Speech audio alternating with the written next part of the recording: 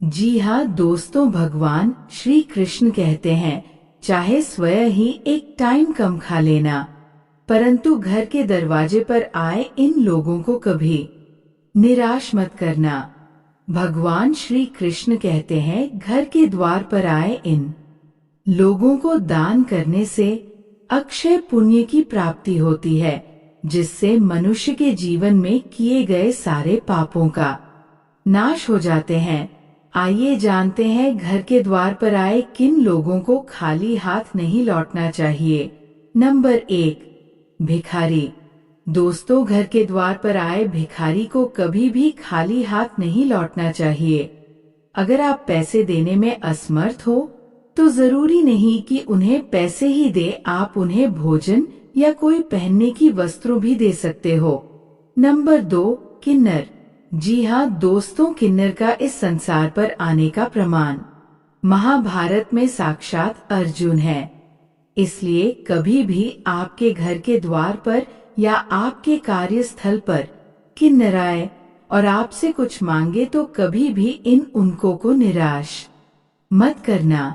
शास्त्रों में बताया गया है कि इन्न को दान करने से कुंडली में बुध ग्रह मजबूत होता है, जो कि धन और भाग्य का कारक माना जाता है। इसलिए किन्नर को दान करने से घर में सुख समृद्धि का आगमन होता है। दोस्तों, किन्नर के साथ दुर्व्यवहार करने से मनुष्य के जीवन में बुरा असर पड़ता है, इसलिए भूल कर भी किन्नरों का अपमान ना करें। यदि आप उन्हें दान देने में असमर्थ हो तो उन्हें प्यार से समझने की कोशिश करें। नंबर 3, विकलांग तथा अपाहिज। जी हाँ दोस्तों, अगर कोई विकलांग या अपाहिज व्यक्ति मदद के लिए आपके घर के द्वार पर आ जाए तो उसे कभी भी निराश मत करना या खाली हाथ कभी मत लौटना, क्योंकि शास्त्र में बताया गया है, लाचार तथा अपाहिज मनुष्य को राहु का प्रतीक बताया गया है, जिन्हें दान करने से क्रूर ग्रहों के प्रकोप से बचाव होता है।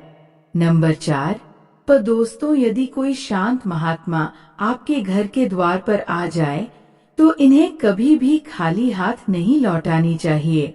ऐसा करने से अपशगुन माना जाता है।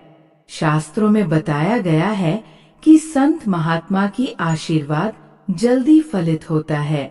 नंबर 5, दोस्तों, भगवान श्री कृष्ण कहते हैं, किसी भी रोगी को अपने घर के द्वारा आने पर खाली हाथ नहीं लौटना चाहिए, क्योंकि इन्हें कर्म फलदाता शनि और राहु का कारक माना जाता है।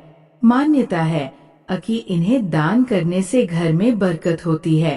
नंबर 6, दोस्तों, भगवान श्री कृष्ण कहते हैं कि घर के द्वार पर आए किसी वृद्ध लोगों को घर से खाली हाथ नहीं लौटना चाहिए।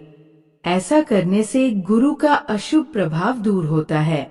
साथ ही भगवान श्री कृष्ण कहते हैं कि कभी भी गुरु और देवता के पास व्यक्ति को खाली हाथ नहीं जाना चाहिए, क्योंकि गुरु मनुष्य को विद्या प्रदान करते हैं और देवी देवताओं के कारण धर्म में आस्था पैदा होती है।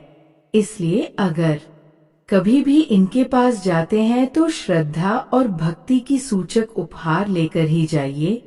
जी हाँ दोस्तों, जिस तरह अपनी दरिद्रता को देखते हुए सुदामा अपनी पत्नी के बार बार द्वारका जाने की जिद पर सुदामा ने अपनी पत्नी से ये कहा है कि किसी से मिलने जाने पर कुछ उपहार लेने होते हैं।